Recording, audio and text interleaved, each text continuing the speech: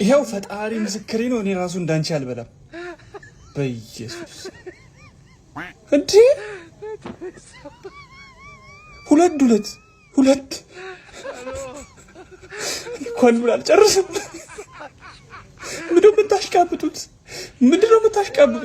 የምታክል ልጅ ይሄ ሁሉ ከጨረሰች አስቡት።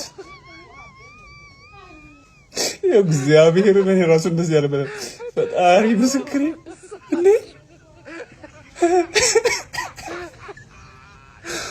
ወይኔ እናቴ ለቤታችን ሲሆን ከኛ ጋር ሲሆን የምትቆነጥሩት ነገርስ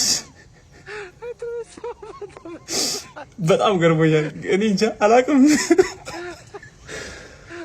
ሁለት አንድ ሳታስቀር እንኳን የሸመተ ያረሰም አይችልም የሚባለው ታሪክ ለዚህ ነው።